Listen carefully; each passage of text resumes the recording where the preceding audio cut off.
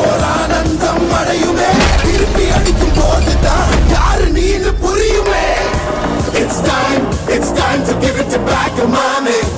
இது திருப்பி கொடுக்கும் நேரம் மாமே. It's time to give it back மாமே.